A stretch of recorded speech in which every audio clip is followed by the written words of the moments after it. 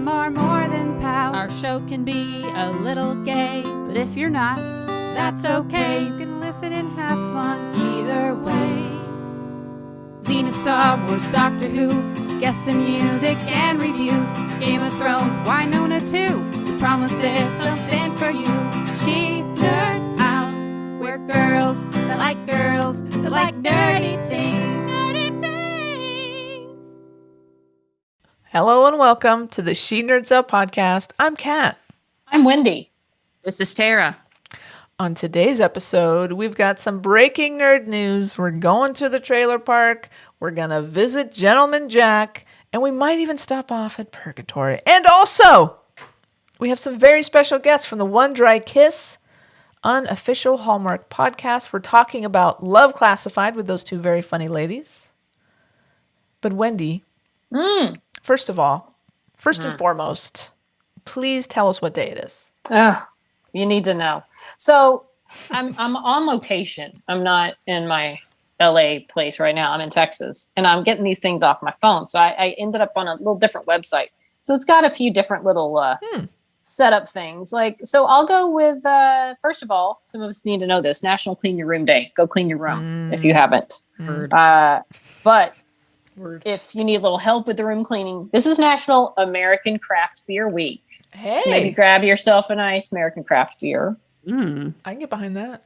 Yes. Oh, by the way, National Clean Your Day room is May 10th. So if you're listening to this on the 10th, then go clean your room. You can still procrastinate for a couple more days. If You got time. Yeah. Or if you're listening after the 10th, you're late. So just you wait till next year, maybe. By the way, the 10th is Bono, one of my love's birthdays. Bono, my boy Bono. He's in his 60s. But he's still cool. Looking good. Feel like he's still good. Oh, May 11th, National Foam Rolling Day. Roll out those sore muscles. Very You important know? for the IT bands. You need that, Tara. No? Yeah, I do. I found my foam roller. I'm very excited. Nice. Good deal. Good deal. May the 12th, National Odometer Day. Okay. I'm not sure how you celebrate that. Big odometer. Sticking their nose in people's days. It's also National Limerick Day, so maybe tell a limerick about your odometer. National Frog Jumping Day is the 13th. Oh, that's and it has a cute. picture of someone jumping over something. Maybe I don't know if they're jumping over a frog, another person. I guess you could just jump over anything. Playing leapfrog. Cat, May 14th. Uh-oh. National, and Tara, this is you in your heart, even though you don't have one right now. National Dog Moms Day. Aw. Yeah. You'll have one though. You'll have one though. So. Just saying this morning how much I missed Ro. Aw, Thanks for bringing it up. I'm just saying, you'll have another pupper someday. Yes, you will. Cat, May 14th. Guess whose birthday it is? Who? The man who is very responsible for probably the course of a lot of our lives. Yours and mine, I know. Are you nodding because you know? I'm guessing. Who are you guessing? George Lucas. Yes. George Lucas' birthday on the 14th. Happy birthday, George. Happy birthday, George. Thank you for making Star Wars and Thank setting you. my life on a different course than it would have followed had I. Who would I have been if Star Wars didn't exist? This is a sliding doors multiverse kind of question. Star Wars never existed. What would I? Would I be a nerd? Is that what set me off into nerddom? Interesting. Or would you be a Trekkie? I might have been a Trekkie. I might have my first foray into. I don't know. It's an interesting question. Would there have been a different film? Like Close Encounters may have sent me off. And I mean, it did anyway. I mean, I love that movie. But like, Right. would Spielberg, if he was still doing the same, but would we have Raiders if there was no George Lucas? Because it was a collaboration. Yeah, you're absolutely right. So Would thank we, you, Would world, we have for Howard George the Lucas. Duck without George Lucas? No, but we can. Hey, it's a trade-off. I can live with taking Howard the Duck. Would for we Star have Wars. Jar Jar Binks? No, No, probably not. but we do. So anyway, that's And, your National Day of there was things. Another day that was big on Friday, May 6th, was Wendy's birthday. What? And the three of us and Noe went out for a very fancy dinner. We did. We saw celebrities. We don't know which ones they were or who they were, But they there's definitely guarantee They were there. There was someone pulling out of the parking lot as we pulled in. We're all like, "That's somebody." But we don't really know. But she was a very attractive woman that you just had that face. You're like, "Oh, that's somebody." And then even all around, and we were just kind of looking all the time, and like, we're seeing somebody, but I don't know. Great people watching on Friday night. Noe and I rocked our flannels. Pretty sure we're the only people in flannel there. But it was good. a nice place, but we were on the cusp of like it was 5:30. Look, we went at 5:30 because I had to pack and get ready to go out of town the next day. So we went a little early, then went back to my place for cake. But so, the late night fancy dinner crowd was just starting to arrive. But it was packed. I mean, it was crowded. The casual sort of happy hour crowd. Mm-hmm. Yeah, it was good. It was fun. It was fun. It was a nice restaurant, good food. Great. Thanks for hanging with me on my birthday. I had a good time. We had a blast. Celebrated. Yeah. Very nice little work party. And then a nice dinner. And then I missed my at-home dinner the next day because my flight was delayed 7.5 hours. Ooh, that's a big delay. It was a big delay. I wasn't at the airport for all of it. Thank goodness. I was home. I got the warning early. So that's good. And I'm cat sitting all of Wendy's cats. She has several. So with my cats, there are a lot of cats here. Can we count? What's the count? A lot. There's Wendy's 3 cats, then Wendy's 2 foster kittens, and then my 2 cats. More than 6, less than 8. 7 fucking cats. That's 7 cats, everybody. It's a lot of cats. Temporarily, she's watching it for me. Just for the week. Yes, I did offer. I'm not complaining. I'm just saying. And I'm actually shocked that none of them are like up here in my business right now. I am too. Incredible. They're all in separate parts of the house, Right. But are they sequestered or they're just keeping to their own area? They're sequestered. The foster kittens are in one room, and then my cats are in my room, and then the three ladies are out here in the main part. They get the main house. Nice. Mm-hmm. They're like they're going to be sad to go back home. They got a lot of space that they don't have at my place. Tara, do you want to make your announcement? Oh yes.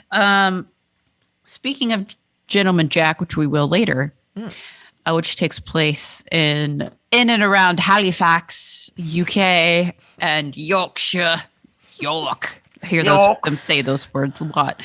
I will be going there to the UK, specifically those spots, in June. Wah, wah, wah. And I've already reached out to some folks. And today is Sunday, folks, and I will write you back again today. It's been a very busy couple of days. Trying to kind of get the plan started for a UK SNOP meetup. So I think what's going to have to happen is there's going to have to be 2 meetups, one in the north and one in the south. So one in the north. Snop into the north. Winter is coming. And yeah, so I think I'm going to do one on June 21st. In the north, dates. like around, because what I want to do on there is take a Gentleman Jack tour of Shibden Hall. Awesome. I want to see where the magic happened.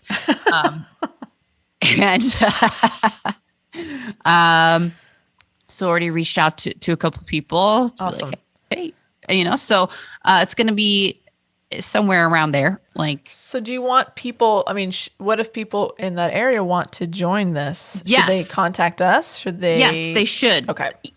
Email shenerdsOut@gmail.com. That's the best. That's just the good catch-all place. Because if we're doing Twitter and we're doing this, it's just, I don't want to miss anyone. So it's just, I mean, I'll definitely check there too, but just it's easier if you can just email us shenerdsOut@gmail.com. Great.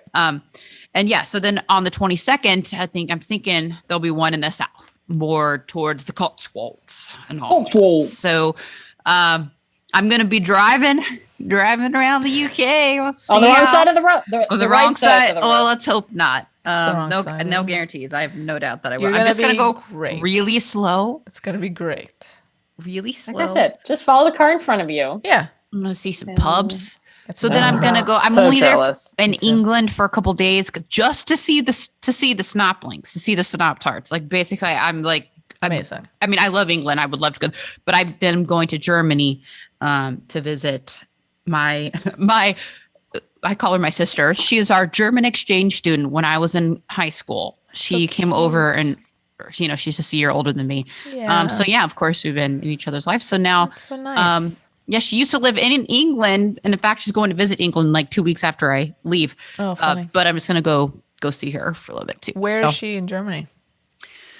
Hamburg. Hamburg. Is it Hamburg or is it I'll look up Hamburg. I Hamburg? think it's Hamburg. Yeah. You'll find out. You'll let us know. Is it really? Oh, I don't know. Yeah. So I'm very excited. I'm going to, I'm just kind of doing a lot of things, packing in a lot of stuff. You gotta take some stickers with you. I'm ready. Yeah, I'll take some Snop You stickers. gotta get you some stickers. Give them to the Okay. Germans and the UK folk. Yeah. So I'm excited.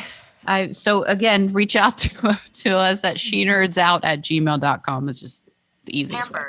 And I'm Tara, content. listen. Hamburg? Hamburg. Oh, okay. It's like Thanks to Google. hamburger. Yeah. That's where that That's comes the Hamburger. American pronunciation. Hamburger. Hamburg. from. Hamburger. So that is my plan. Great. And yeah, I'm just starting to reach out to people because I literally just figured all this out like 2 days ago. Amazing. So if you have more questions, I might not have answers, but Well, Wendy and I are very jealous. Very jealous. I'm sure you're gonna have a great time. But don't tell us how good of a time. Can you just like make it sound not as fun when you tell us about it? sure. Okay, Sure. great. Tell us those pubs weren't as fun as they look. Exactly. yeah. I'm very The beer excited. was gross. The beer was room The temperature. scenery was right. They The will be scenery room. was That's how they do it over there. But in Germany too. It's really weird. unappealing. No, you didn't see any lambs or sheeps or beautiful rolling hills of anywhere in England and Exactly. Scotland. Yeah, and- just just keep it to yourself, right, Tara? okay. Pretty much. Absolutely. Well, Just mute yourselves. Speaking of European snoppers, let's hit this mail sack. All right. hefty mail sack we have. It is.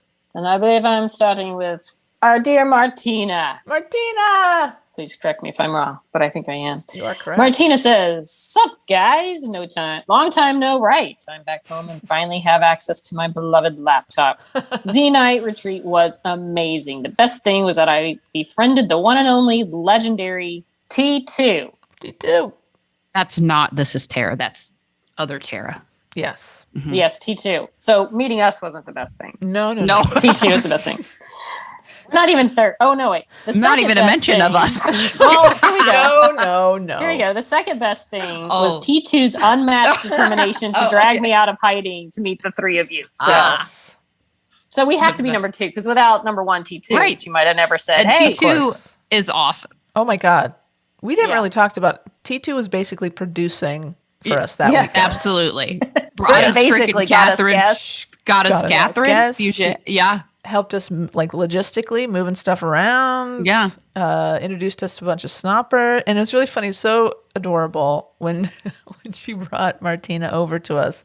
You could tell Martina was very shy. She didn't want to do it. But T2, she did. She dragged her over to us, and we're so glad because Martina was such a delight and so fun and so sweet. And we got to spend a good chunk of time with both of them through the whole weekend. It Yeah. was great. So Yeah. good.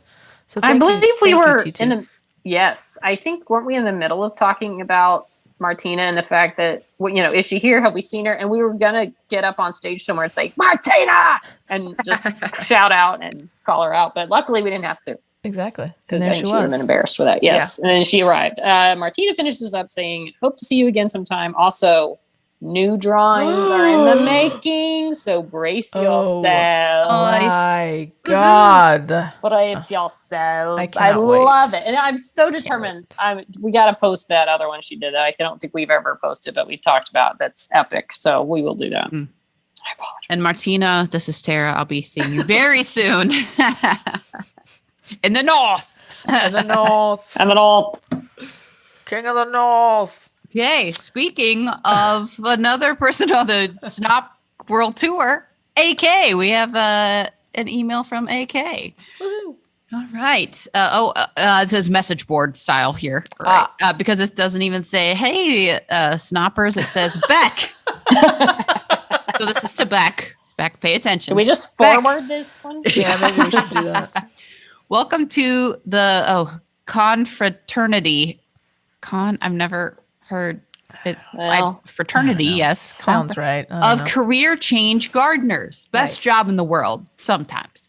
The first time you're asked to change a light bulb for a client is a milestone. The most obscure task I have ended up doing as a gardener is probably building a kitchen. Is it an outdoor kitchen? He also Yeah. emptying an attic, chauffeuring a client to hospital, and mending a wood burning stove. It's a fascinating job. Interesting. Wow. Very handy, AK. Very. All right. AK says, "Happy birthday, Wendy. Hope you're having a great time." Couldn't I am agree AK. more. Couldn't agree more about the ludicrous proliferation of ands on Gentleman Jack. Maddening. I reckon the two original ants are probably named after the then recent Queen of England, and the next generation named for their aunts. We have a generation that. chock full of Elizabeths about 80 years ago. It seems to have been a thing. Weird but true. Funny. If you were to speculate about the failure of Batwoman, do you think the fact that there were no interesting white male heroes for the white guys, generally the staple nerd audience, to identify with meant they weren't interesting enough to watch it? Imagine if women just didn't watch any show that didn't consistently pass the Bechdel, oh my goodness, Bechdel test. Thank you. Ratings cash almost across the board. We could still watch Grey's though, right? Yeah, Grey's covers everything. I'm painting at the beach in a little town called Teignmouth. I don't know. Look, they it up. put the pronunciation Teignmouth Very helpful. down in the West Country. West Country. And I just noticed the name on my Bulldog clip. That shit show gets everywhere. Cheers, kids. AK. So here's the clip. What's on Can you the see clip? it? It's a Waverly can't clip. see. Oh. It's a I can't Waverly see it. Isn't it clip. nice. And look And at then- that picture. Well, below the Waverly clip, I assume this is AK's leg, and they are wearing some top-notch gay Converse. They're yes. Rainbow cons, and they look great. Oh, very vibrant. I like that. I need to go back to the. Oh, okay. Here we are. That's Back a to nice the clip in pics. general. Yeah, and then there is the little. I assume this is Teignmouth. Timoth. In the West Country. In the West Country. That sounded maybe a little Scot-Irish. Oh, my bad. It's beautiful, me too. though. It's a beautiful. Little seaside town, little village. Fuck me. Yeah. I want to go there so bad. I Well, miss it yeah. so much. While she's gone, we'll be in lovely LA, Kat. Yeah, So buck can't wait up. to hear all about it. We need to find some really fun Yeah. things to do to make her jealous while she's making us jealous. Yeah, you gotta really think about something That good. doesn't sound very supportive. We're happy for you. We're just sad for ourselves. So happy for you. Okay. Hey guys, got an email from Beck. Hey, Beck. Hey, hold on. I had Wait. sneezed. Wait for it. Oh. Hey nerds. Hey, Hey, Beck. Beck. Camp Cretaceous is not a Jurassic World kids show. It is an animated series. There's a Oh. difference. How dare you, Kat? I apologize. Also, I will not stand by and listen to you guys drag Claire Deering, aka Bryce Dallas Howard's name through the mud. She may have worked for a dodgy company with questionable ethics to begin with, but she had a massive redemption arc. She no longer saw dinosaurs as assets, but as the magnificent creatures they are, and started the Dinosaur Protection Group, Like witness protection. the DBG. We have to hide this T-Rex. Oh. Give him a new name. Do they have t-shirts? She wanted to relocate them. It is like the dinosaur protection yeah. program. You're right, Tara. She wanted to relocate them and save them from that volcanic eruption when people wanted them to die, including Dr. Ian Malcolm, a.k.a. Jeff Goldblum, who, by the way, is a mathematician. I love him, but seriously, why is he involved with dinosaur issues? As you can see, nerves were touched this week. Speaking of being touched, you guys used my trigger word, proud. I almost burst into tears when you said that. Thank you. I immediately went back to my usual awkward and embarrassed state when you called me cute and adorable, though. I do not know how to take a compliment. In answer to your question, no, I did not have professional experience in gardening before this. As you guys know, I live in a little hobby farm, so there's always outside upkeep to be done. I've always enjoyed doing that stuff and just being outside in general. I had one day driven past a gardening I had one day driven past a gardener working and thought I would enjoy that, and then thought no more of it. But when I was down about that rejection in my current job, I just thought about things I enjoy and am good at and went from there. Next minute, boom, I'm a business owner. I loved you guys confusing yourselves with the repetitive names. Don't forget it was the 1700s. There was only so many names back then. Have any of you read the Ann Lister's diaries? I thought I'd read them after watching The Secret Diaries of Miss Ann Lister, sorry. They're pretty fascinating and also super hard to read. They sound like something AK has written.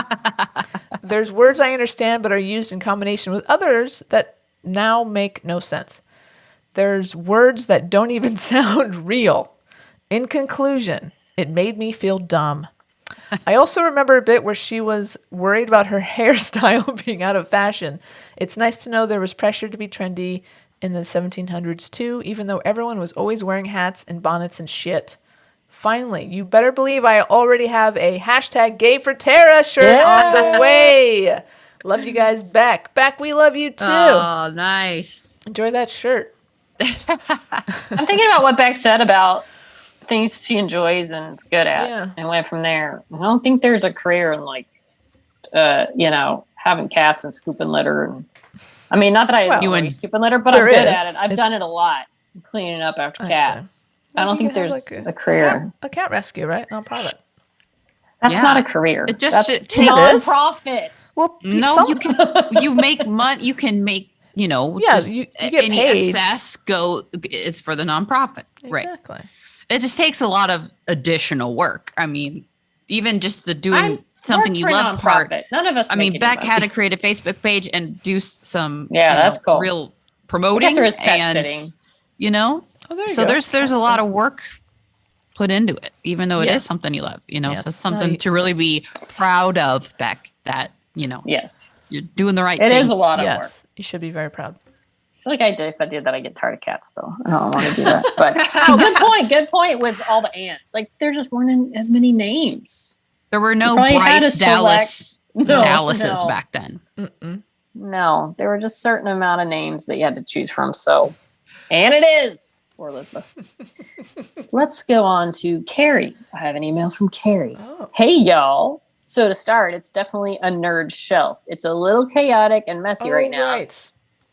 Oh, that's right. This is the thing was sitting on the lunchbox. Yeah, she sent us photos of Cat Burrell. Okay, that's right. Melanie last week. Yes. And we were trying to figure out what the Cat Burrell photo was sitting on top of. Oh, got it. Okay. It's a little chaotic and messy right now. And can I just say that I'm pretty impressed that you all guessed what the picture was sitting on. It is actually a Game of Thrones lunchbox. Nice. It's Targaryen, though, Mother of Dragons all the way. Nailed it. And as for the tidy cats container, alas, I do not have any cats. They are just great storage containers. Not wrong. And my doggo Jax is half beagle and half weenie dog. Aww. He's all beagle, though. He never shuts up. Haha. Thanks for all the laughs. Until next time, from the Holler, Carrie. Nice. Yeah, nerd shelves are cool. Yeah, we all have them. Kara's got a great nerd shelf. Mm-hmm. If you guys, if anybody out there, I didn't see the picture till just now. If you got more nerd shelf pictures, okay, all right. I gotta hand it to you, Carrie. Yeah, this is Tara's kind of nerd shelf. Yes, this is right up my alley. This is Tara, and you got some Mighty Morphin Power Rangers, not just any Power Rangers, the Mighty Morphin OG Power Rangers, Green Ranger. Nice. Okay, I see the Target lunchbox. That's a cool lunchbox. More Power Rangers. Yeah. Awesome.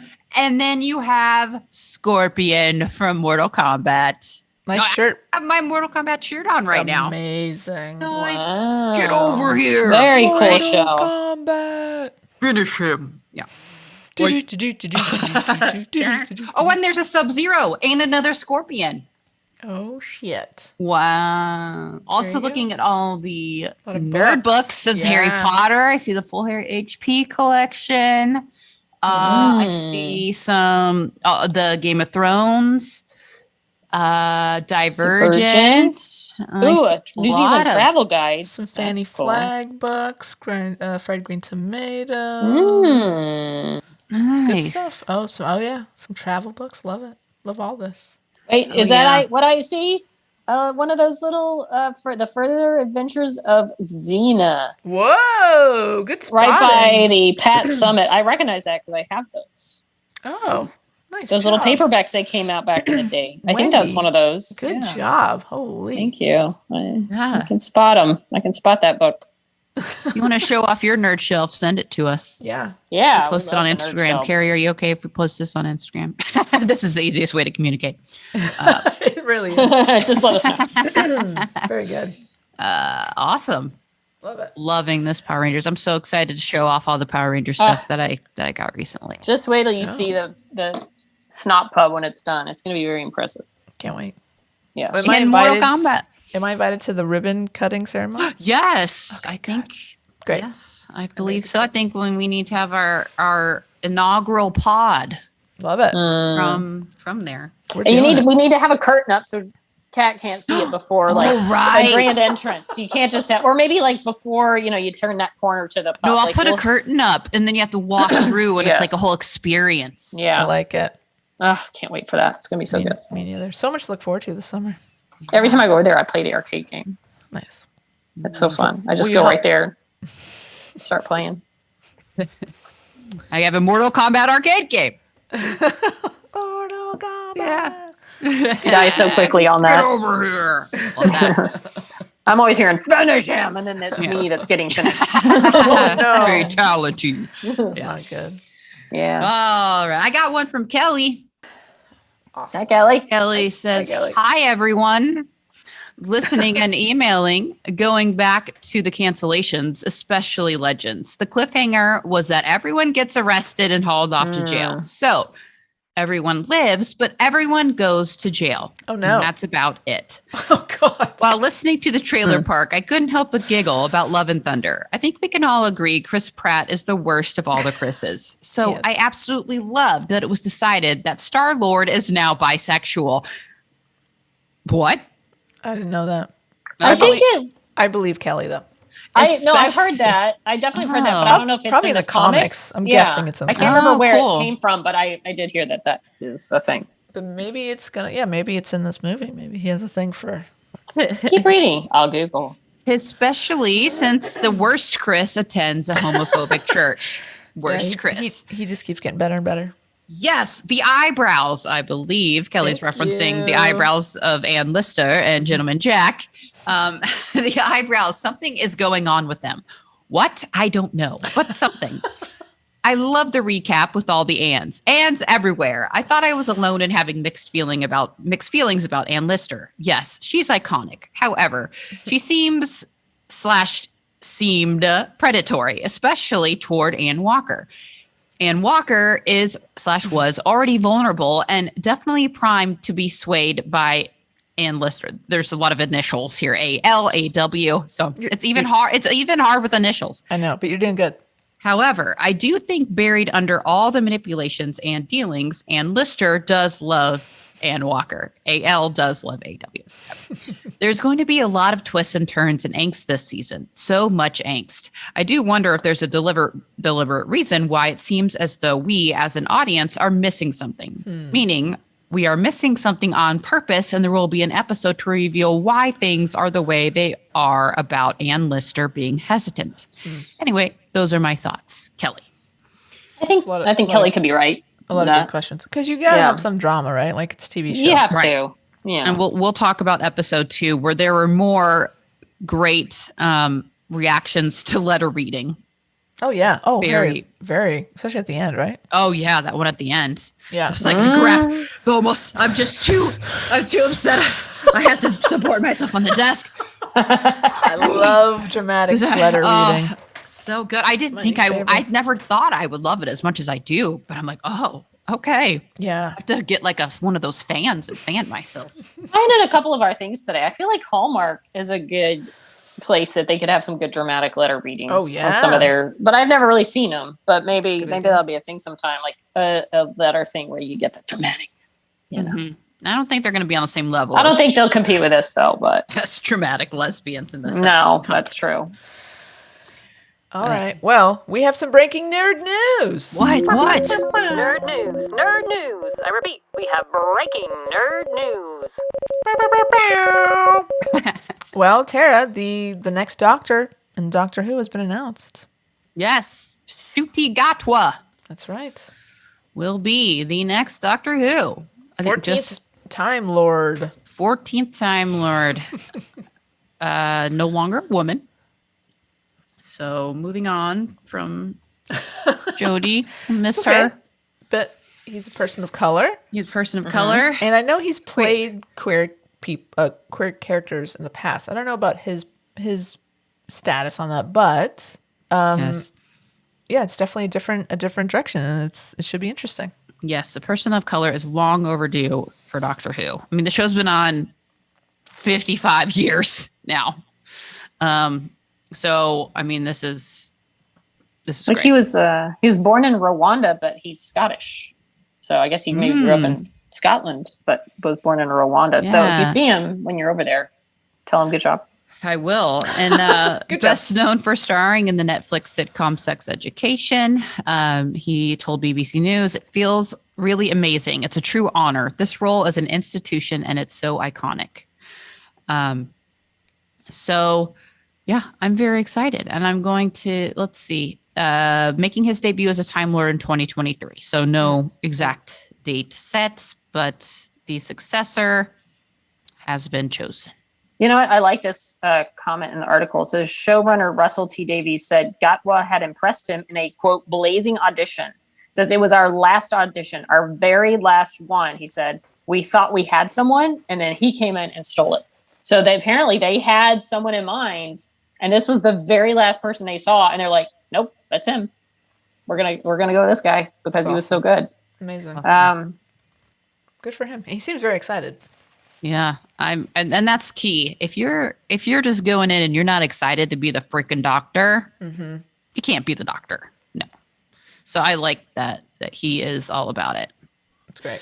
You got to be kind of like nerding out about your chance to be the doctor. You know? It's because it's an institution. It's an iconic show, and it's a lot of pressure. I'm sure he understands the pressure that he's under. But I saw a very short interview with him. He was at the BAFTAs when this news came out. It was right before the BAFTA, so he and the showrunner were there together, and he was just beaming. He was so excited.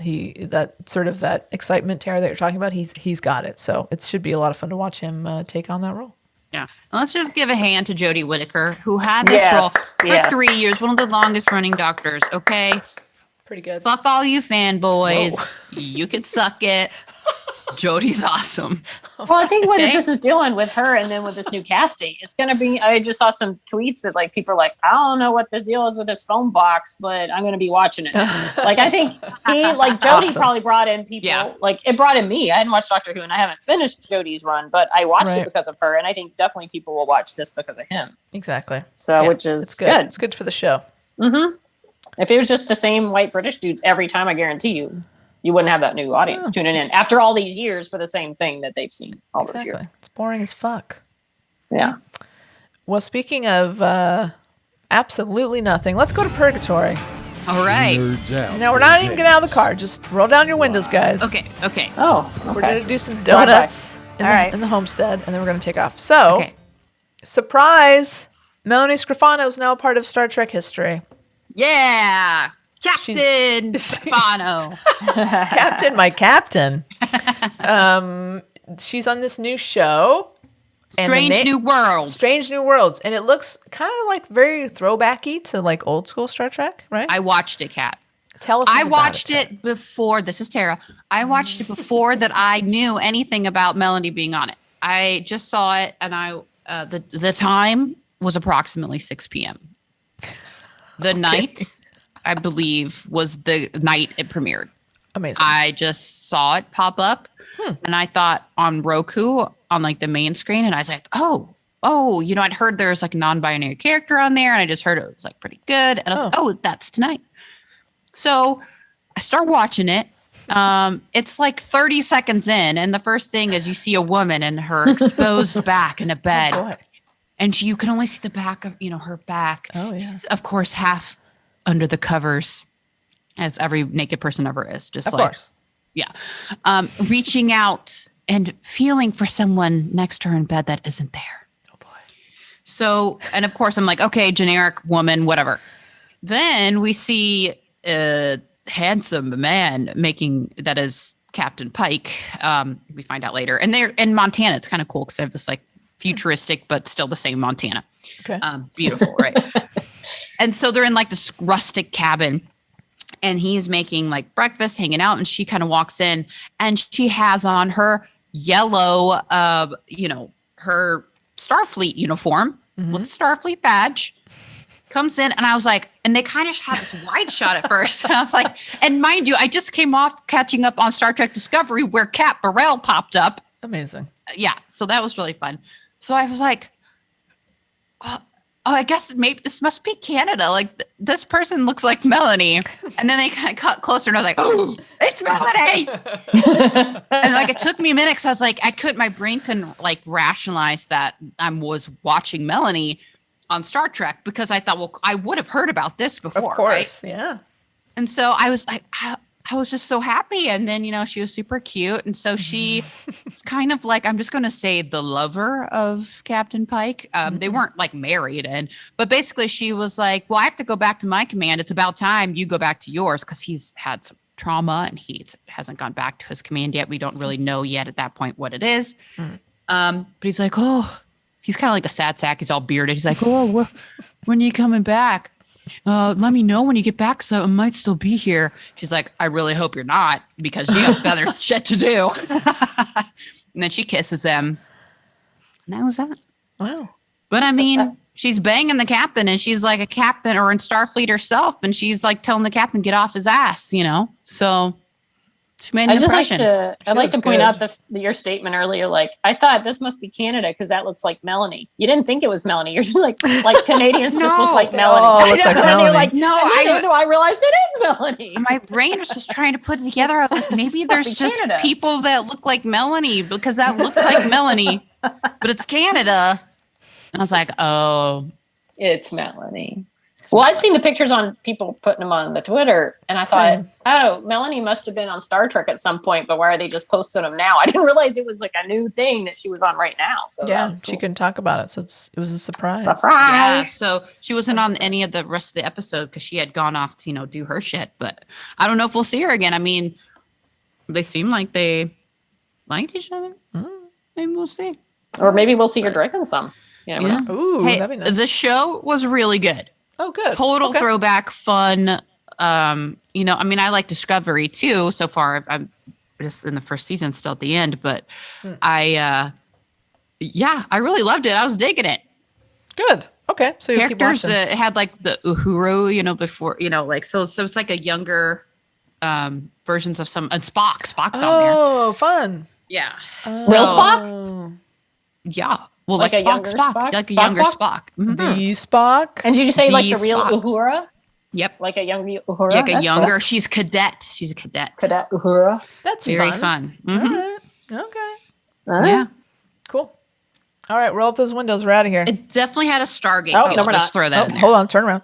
Nope. All right. Just real quick on our way out. It had a Stargate feel for me. Okay. Oh, well, then you must love it. Yeah. Okay, great. Okay, now we're parked the car where we just paid $20 for parking. We're going to the trailer park. Let's go on inside. We have to get in line. park. We're going to be in line for about 20 minutes. Okay, and we made it. Okay, get in the cart. Step right up. Step right up. Welcome to the She Nerds Out trailer park. We're going on a roller coaster, and it's the Obi-Wan Kenobi trailer. Obi-Wan Hey. Kenobi. Finally. Spoiler for the trailer, we see Darth Vader. We do see Darth. Oh, it looks so good. I can't wait. It does. It looks dark. It looks foreboding. When Lars is putting some shade on Obi-Wan, he's like, I want to train him. Talking about Luke. He's like, oh, you trained his father? Oh, yeah. That was a Burn. deep burn. Deep burn. Well, listen. He did his I best. didn't mean to. He's not Here's wrong. the thing. It Yeah. wasn't even his idea. Qui-Gon took it on, and then That's Qui-Gon true. died, so he left this kid with Obi-Wan. You're right. Obi-Wan didn't sign up for this. He just did it because Qui-Gon had taken on. Yeah. Didn't he actually say Anakin. it was like not a good idea or like he didn't want to do it? I think I don't he was remember, but I think he probably. was hesitant. Yeah. You was should very listen to the hesitant. council and are you Right. sure about this, Qui-Gon? Yeah. Yeah. And now he gets blamed. Not Right. fair. Love you, Not Obi-Wan. No. fair. And we see looks like some cool lightsaber battle type stuff. Lots of lightsabers in this trailer, which is never a bad thing. Some cool characters, like there's like this Imperial Inquisitor type person. She looks like a fucking badass. Yeah. They're getting she's on the hunt. She is exactly. She's hunting Obi-Wan Kenobi. Yes. And it just looks really good. They got like all these bounty hunters. They're like, get all the bounty hunters on this. Get them all looking for Obi-Wan. They're definitely hardcore press for Obi-Wan, and he's in hiding. Yeah, Vader I'm pretty wants sure they his won't ass. find. Well, I bet they find him at some point, but he gets away because we all know. Look, if you've seen Star Wars, you know he's not dying during this movie, so they're not going to completely, do what they want to do to him. So at least you can rest easy. Yes. He'll be safe. He may be a little beat up. He may be a little battered on the other side of this, but he'll live because And it looks Probably like safe to say goes Darth on. Vader won't be killed either. that's true. So I'm going to guess this lightsaber duel, if they have one, it's going to end in a draw because they both go on to fight another day. fair enough.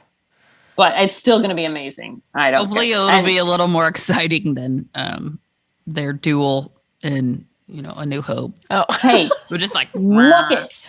When you were 9 years old in that theater watching that duel, I'm gonna turn around really slowly. we hadn't seen that kind of thing. And I do like someone made the comment too, like after he strikes down Ben Kenobi and then the clothes fall into a pile, he steps on him. It's like, nope, not hiding under there. Is he in there? He's really gone. Where It's is like he? that whole make sure he's not just tiny underneath his robes. But yeah, I kind of like, it's funny that like, did you need a second trailer? Is there anyone who's not hooked already? Like, we're not just counting the days till this thing's coming out, but hey, thank you for it. exactly. Because And it's May it's going to 20th. be, it's gonna the be- day, Friday, right? It is. It's the Friday. I think it's this Friday of celebration. Yeah. Because it was the 25th, yeah, And now then it's the I don't remember. 27th. Mm-hmm. but yeah, and I did do a thing and I got the tickets to meet Ewan and get a photo with Ewan. Yeah, so, baby. Are you gonna ask him to come on this podcast? Of course I am. Because that's what he's going to say, what now? Look, I love me some Ewan. He was my favorite part of the prequels as Obi-Wan. He's the And I best part loved of him the since prequels. Moulin Rouge. And he's adorable. So I was like, good. And I kind of had a little buyer's remorse. Like, what was I thinking? And then I'm like, Obi-Wan will just come out that Friday. And I would be so mad if I hadn't done it. So Yeah, you're gonna be so stoked, Wendy. You're gonna have Yes. such a good time. yes. The only bad thing that I got from this trailer is that it's only 6 episodes. Yeah. I don't like that part. I don't either. It should be Think of it longer. as 2 really long movies, or just 3 movies. It's still better. you're Yes. getting, It's like, better 3 than movies. if we got in a movie. That's fair. You're right. You're right. 6, it does feel fast though. I feel like, I just finished Moon Knight and it was 6 and it was good. It was like they were about an hour a piece, Right. but it's still like, so they can do a lot as long as they plan it well, but still, you'd rather have like at least 8, but okay. We have it at all. So Exactly. I'm Happy happy. to have it. And By the it should way- be great. Let me just give a quick shout out. I watched the final of Moon Knight and I thought it was good. It was fine. I liked some of the episodes leading up to it better. But May, I don't know how to say your last name, Calamaway, who played his Steven/Mark's girlfriend, wife, something, who was kind of a badass on her own and had this cool sequence at the end of going back between herself and someone else, sort of weird thing. I don't want to spoil anything, but she was cool. Like by the end of the series, I'm like, I like that chick. And apparently she did all these interviews. Like she's done things, but just talking about like, she's a little intimidated. She's acting with Oscar Isaac and Ethan Hawke, and Hannah. She was like, "Oh my god, I'm just feeling like I was kind of shy and like kind of intimidated, but they were really wonderful." I really liked her character. She was kind of badass archaeology sort of Indiana Jonesy character, and she was really cool. So shout out to May, butcher your last name, Calamaway, for being awesome. And she's Egyptian Palestinian, and she was talking about how cool it was to get that part. Awesome. Egyptian Palestinian actress, and Yes. But she was good. I liked her. I liked the show as a whole. But 6, you kind of wish sometimes they'd be longer, but be grateful for what we have, the gifts that have been given to us from Disney Plus. Fine.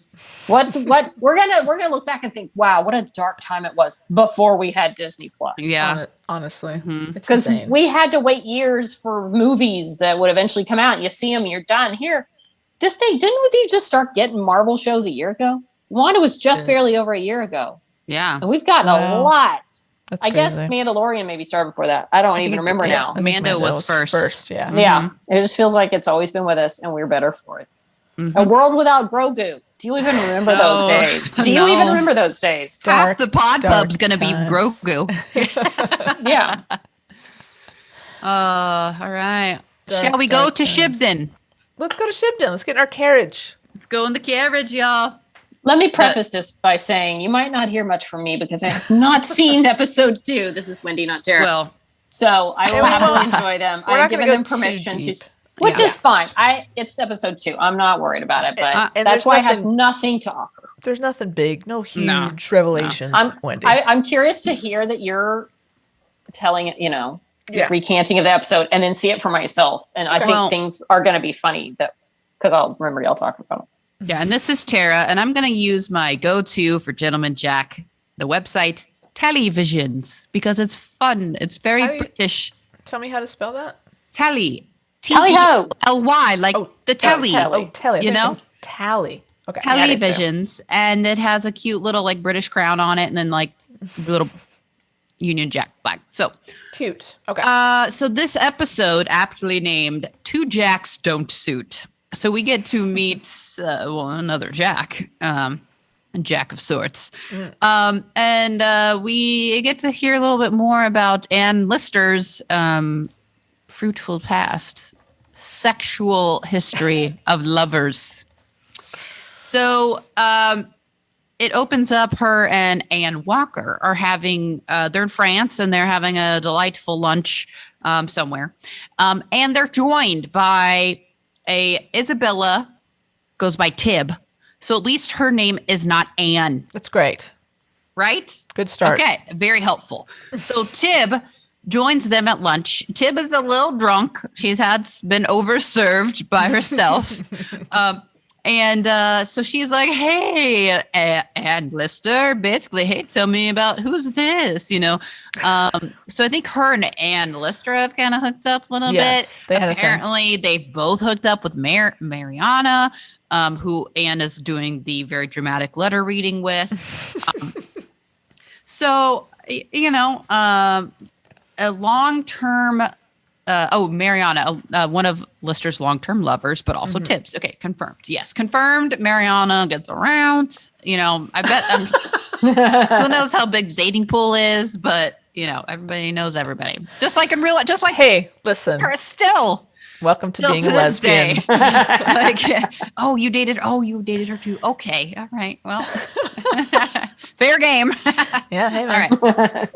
So then Anne Walker's like, oh, we're going to the Louvre. And of course, Tib's like, I'll come along. We're going too. So at the Louvre, they meet another little group of ladies who like ladies, who basically, Anne Walker, bless her heart, basically Anne Lister has to go whisk her away from these ladies because they're starting to, ask too many, they know what's up and they're just kind of like, they're trying to like get to know Anne Walker, like what makes you so special? You get to be that. And then, they, later on, Anne Walker says, so why did those ladies say something like, you must be the new one, or like, she's the new one, like to themselves. But she's like, yeah, I heard them. I'm standing right there. They think I'm fucking dumb, It's like, what was she talking about? Because she goes, I thought you said you had never done this before with anyone else. And then in true Anne Lister fashion, what I meant was we had just met at the time. I didn't know how accepting you would be to this sort of thing. So that's why I said played completely shocked that this was happening. When in reality, I have tens of thousands of lovers. You didn't say that. Wasn't sure. No, I think she said I've done this once. I think she said there was one before you. Yes.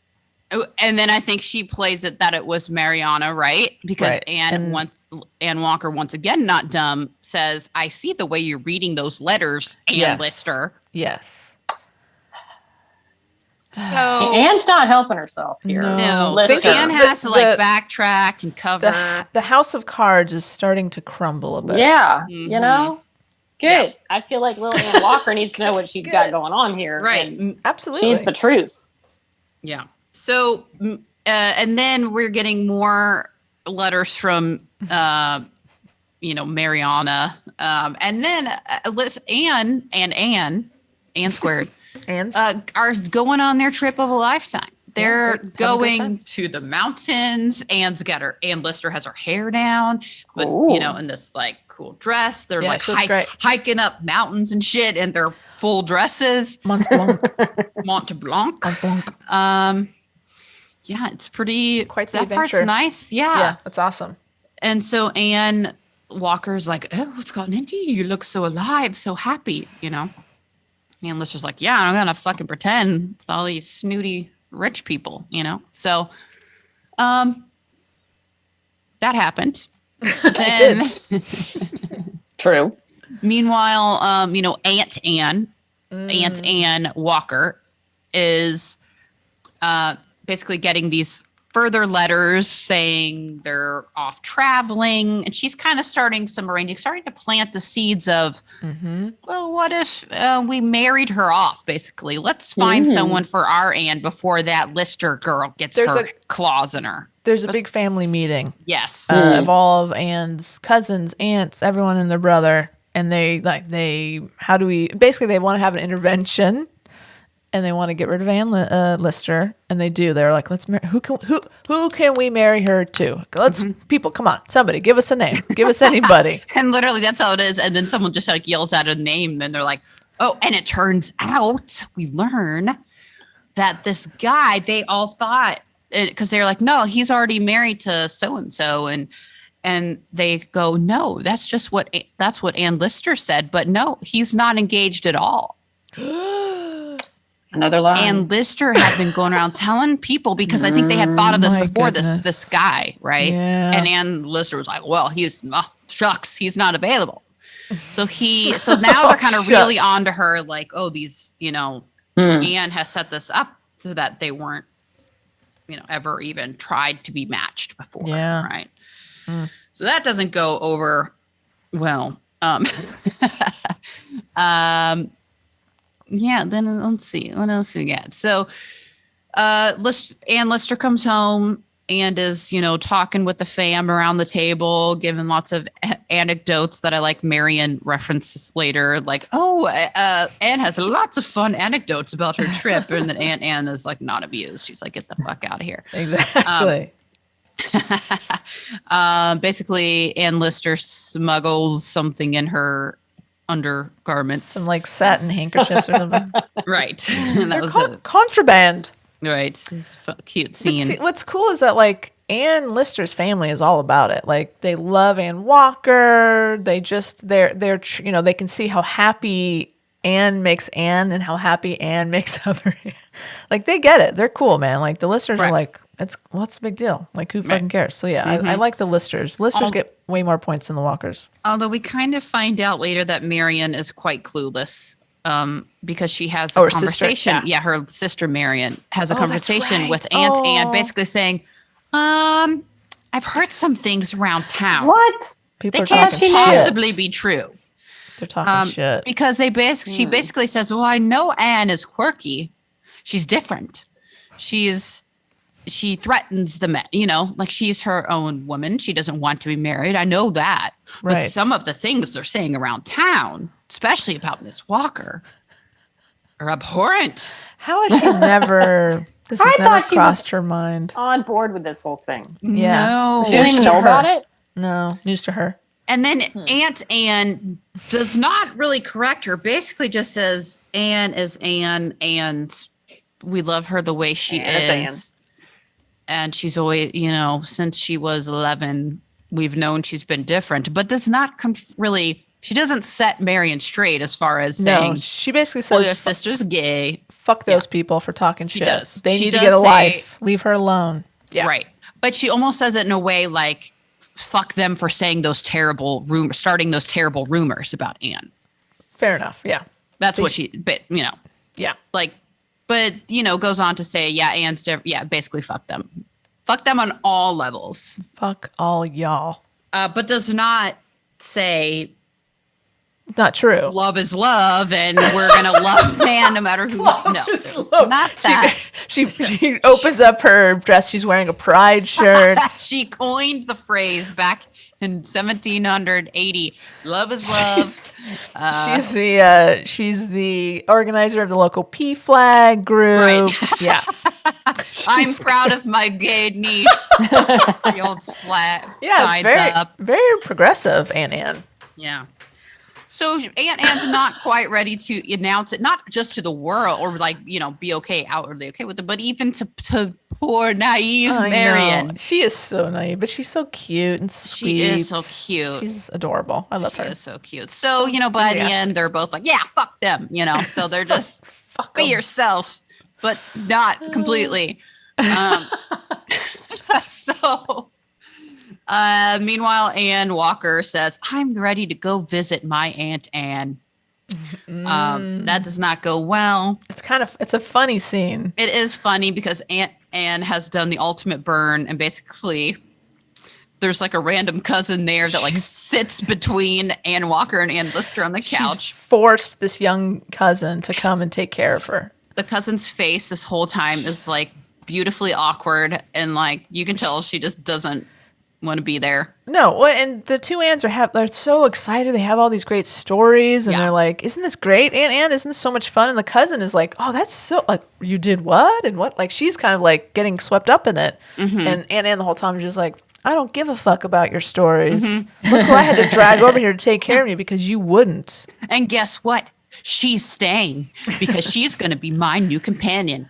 Yeah, Just like, well, basically it's kind of fucked up because the whole thing is that Anne Walker volunteered and said, I want to come be here. Yeah. Be your companion. And Aunt Anne was like, no, get the fuck out of here. I don't want you. You're But sick. now she's changed her tune and said, you know what? I do want someone here. I just don't want it to be you.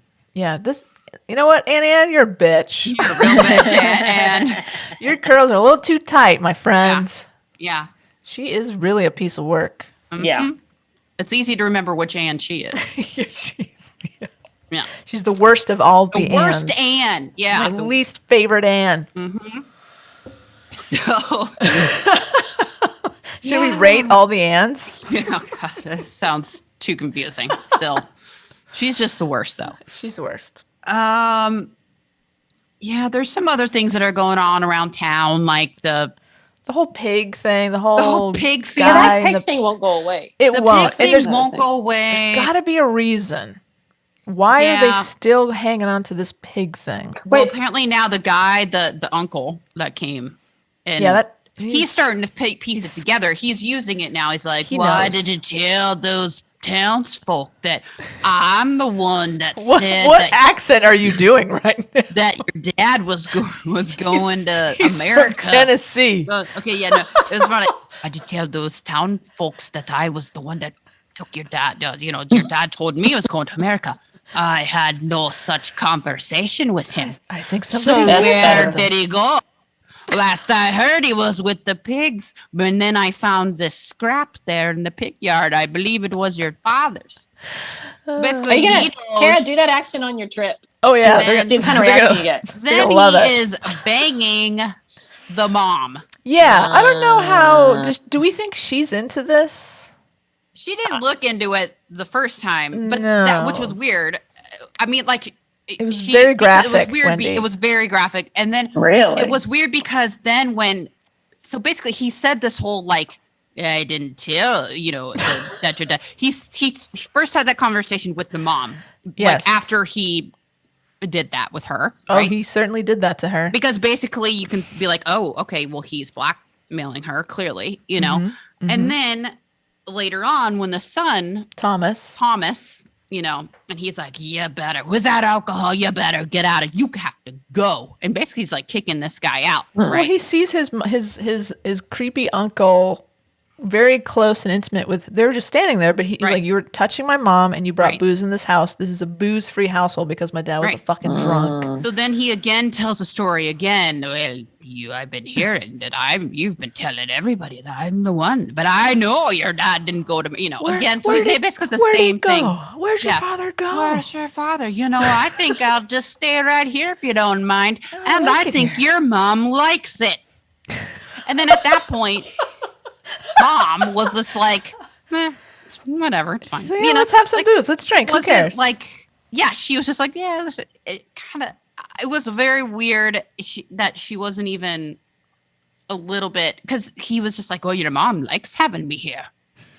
Basically, he's taken over. Just like to hear for Tara do that. I do too. Very weird. It is. He wants to take over, and Thomas is not having it. The mom isn't really backing Thomas up. No. But I also, feel like Thomas was holding his own. Like I feel like Thomas could have kicked that guy's ass. yeah, kicked he's a him big out of there. dude, big strapping so- young man. That's why it was so weird to me that she wasn't like, well, I don't like it. No, I don't really like get him Yeah, out of let's here. get him out of here. Because she was just kind of, Maybe she likes having him around. but or I don't know, or so- it's just been so conditioned by the other. That's fair.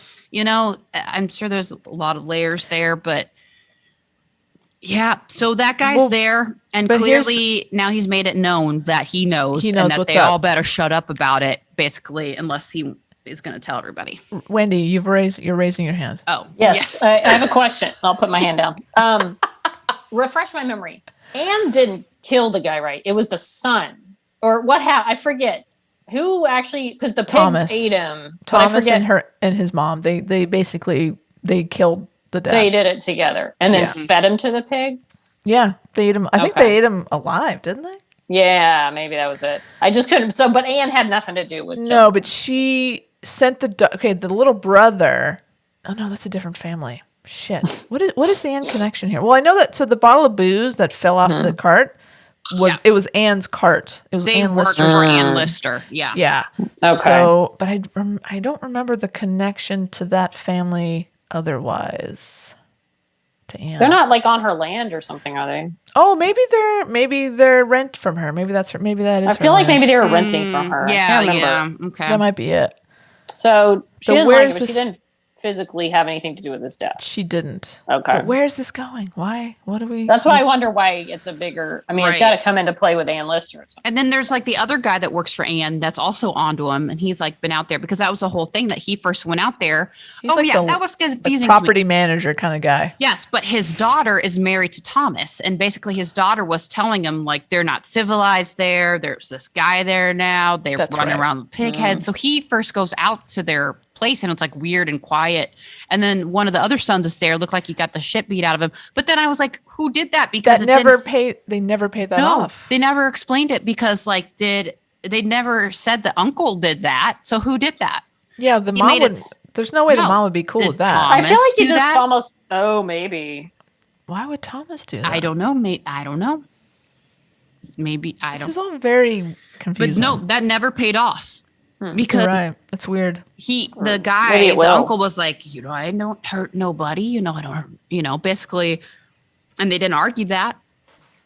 Yeah, we've never But seen maybe- him be violent. We just. But seen him be maybe the creepy. brother hasn't said anything. I don't know.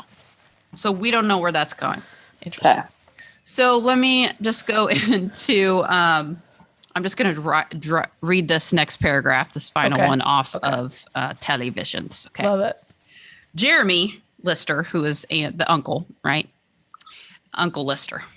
Jeremy driving his new gig. This is hilarious. He wants to, be able to get around more. So he goes out and buys one of the super fast things. Basically the thing we see in the first season that basically runs someone over and kills them, right? Yeah. So he and Marion have gone to town to pick up this gig. They're riding back into Shibden Yeah. Hall. Nice, fun It's- ride in the countryside. What? It is peak Marion reaction So to good. riding in this thing that we're seem to believe it's probably really only going like 20 miles an hour, but they make it seem like it's going 80. Yeah. It's like, oh, God. Freaking out, man. Oh, it's hilarious. So good. And then even like Jeremy's face is like, oh, like he can't control it, It's really funny. And then so when they get in, Anne's like, what's going on here? She like helps Marion get down. And Marion's like, oh, I'm overwhelmed. And so I just love it. I don't know if you noticed when she got her down off the horse, she like kind of pats her on the back and like, Here. babe, go on. And then she's like, what the hell? So it's Uncle Jeremy's new gig, right? It's actually her dad. That's Anne's dad. What? Oh, that's her dad? Yeah, her dad and her Jeremy's sister. correct. Aunt. Her dad and her aunt, yeah. Oh, okay. Well, it's funny, and she's like, "Here, let me take them." He's like, "Don't touch it. It's mine. Like you can't touch it." He's very territorial over this gig. He doesn't want Anne. He's like, "Anne, you're gonna mess it up. Don't I want you riding it?" Yeah. And meanwhile, he almost killed like 5 people. Yeah. And that's what Marion said. She's like, he can't control it. He literally took out. There's already been complaints just on the way home. People have already complained about it. You will hear complaints. When your dad gets older and he's like not a good driver, but how do you tell him? Like it's a very awkward position that Anne is in. And then he's trying to control these 2 horses, and Anne Lister's like, where'd these horses come from? Marion's like, they came with the gig. They came with it. So meanwhile, in the gig, Marion hops off, and she has picked up the mail from town. Well, guess what's in the mail?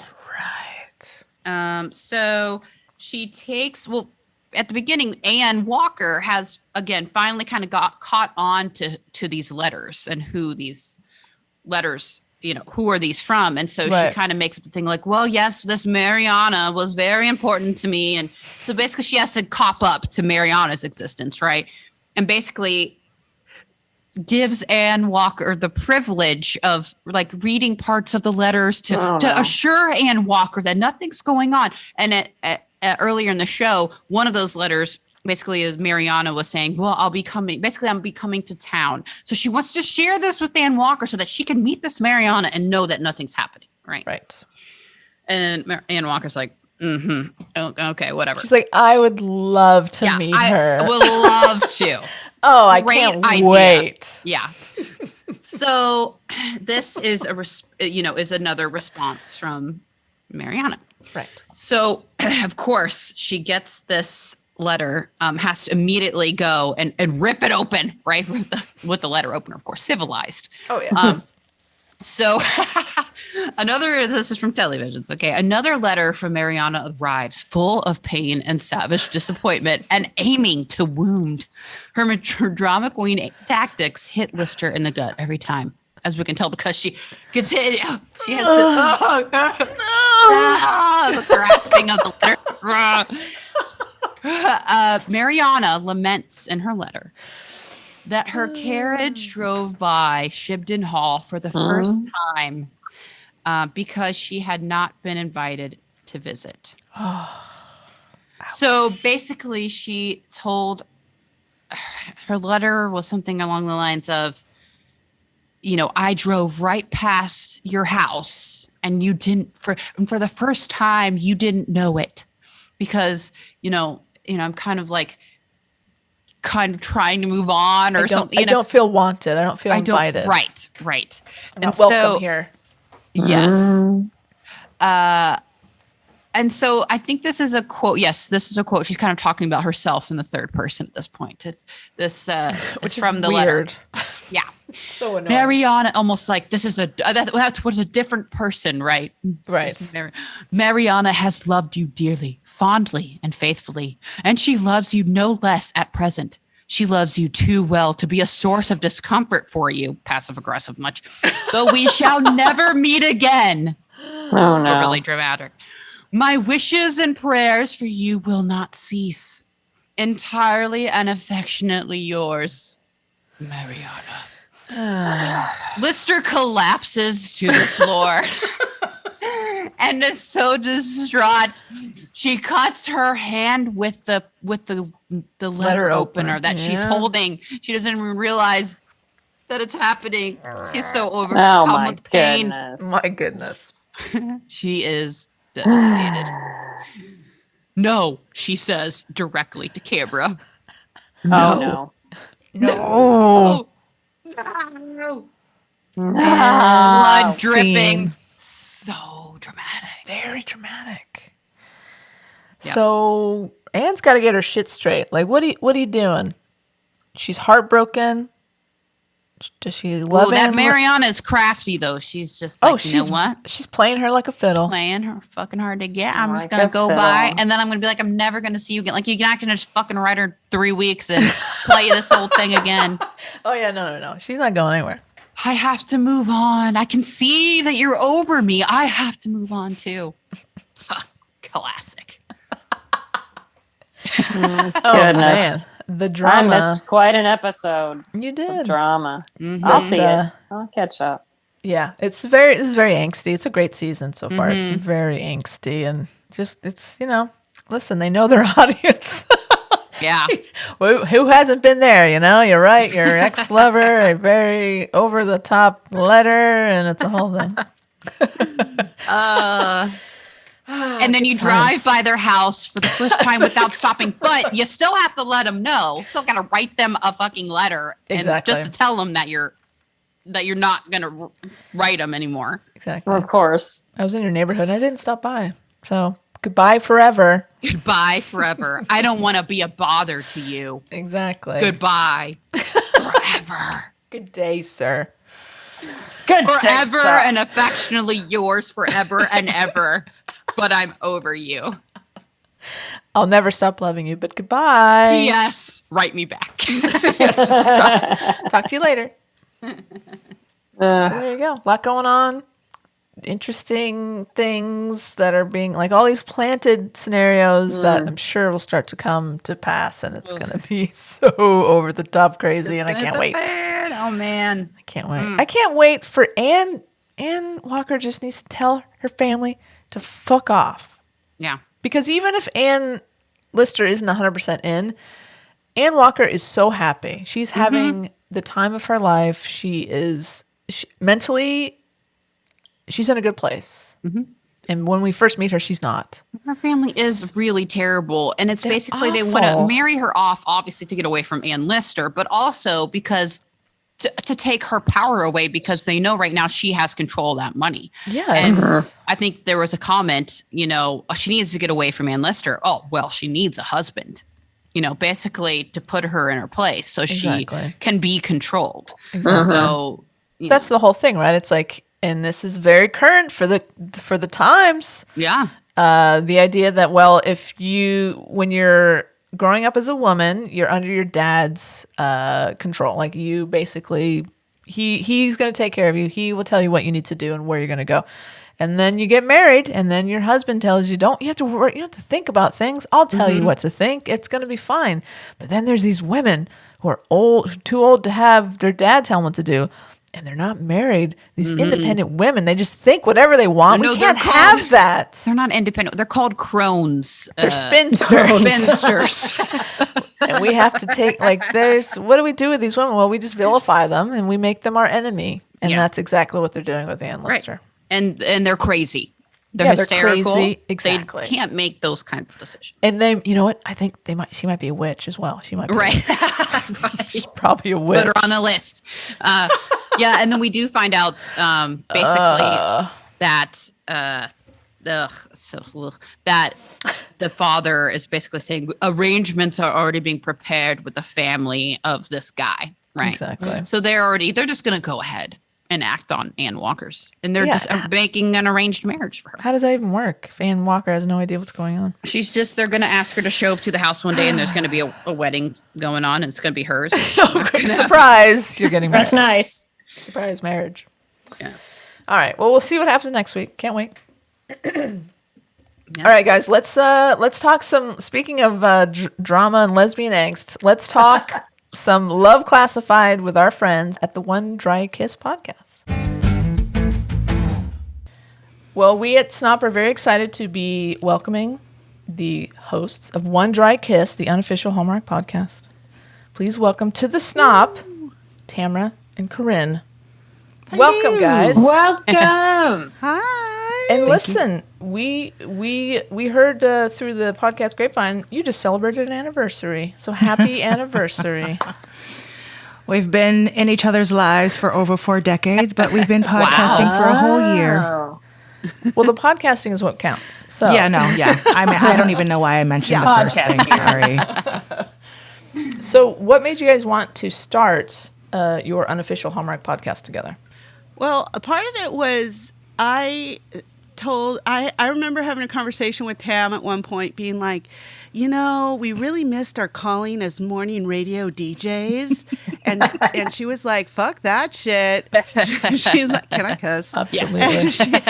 She's like, why would we want to get up that early in the morning? We could podcast. And I was like, podcast? What's that?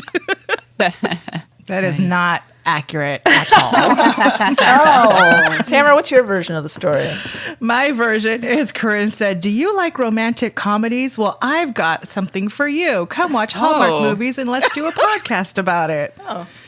So pretty how much. She into cut, like, that mine was the origin, and hers was like the Reader's Digest abridged version. So how long have you been watching Hallmark movies? Like, how long have you been watching them before deciding you wanted to talk about them?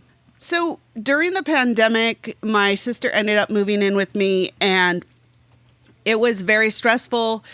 And all we did was watch Hallmark movies together. And in the year of 2020, we watched over 100 Christmas Hallmark movies together. Wow. Whoa. So, we were putting in the time. And I turned to my sister and I said, hey, because Tam and I had been previously talking about doing all different kinds of podcasts together, many very creative, many very labor intensive, and many very personal. And so we'd been bantering about different things.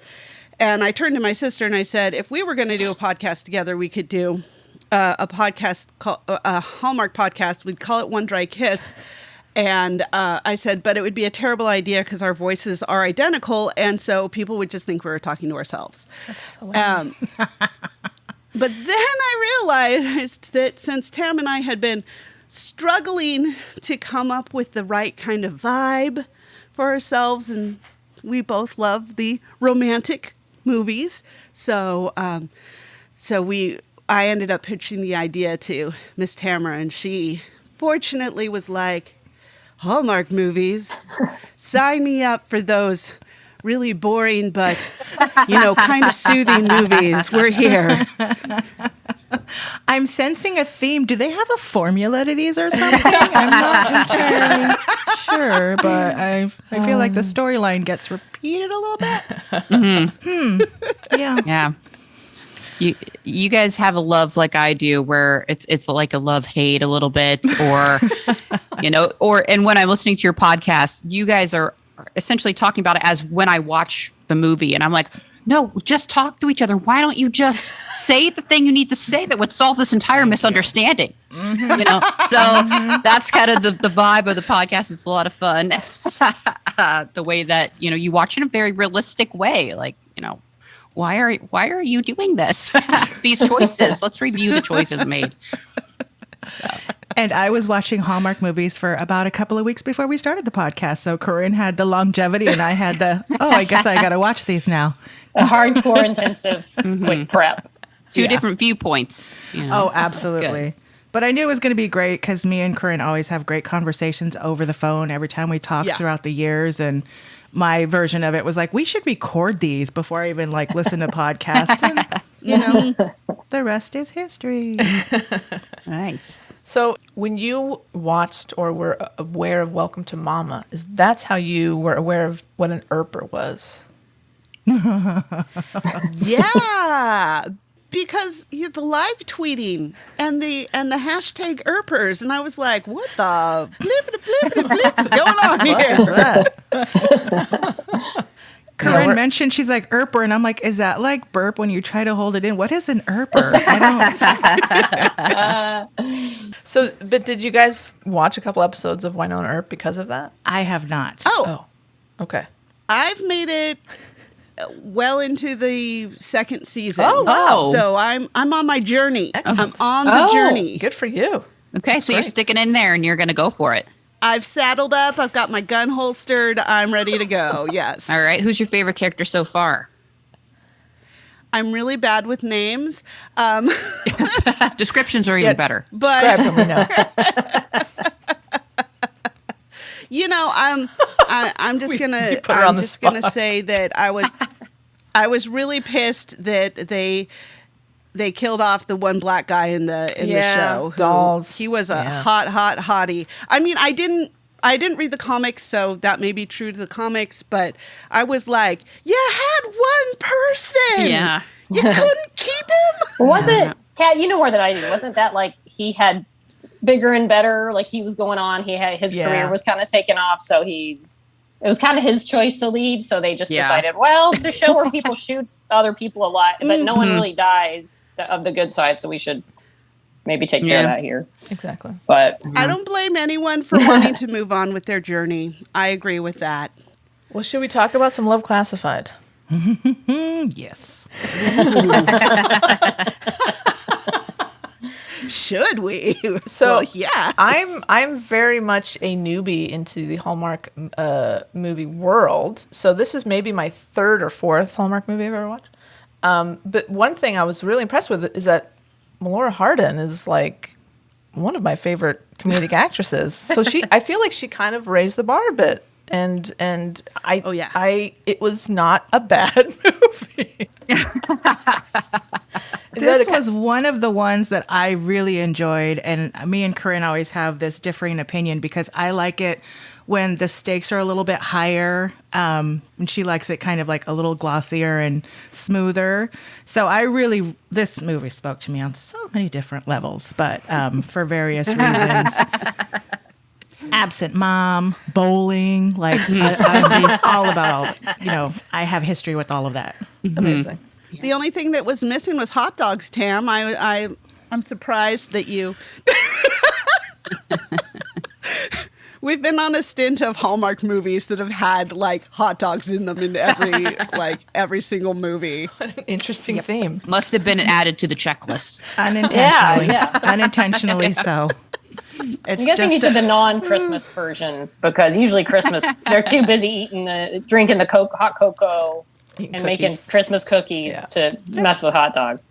I said, I don't understand. Like, it's a weenie fest. Like, they don't show any sort of sex, so they represent it in food. Is that what's happening? I think that might be why.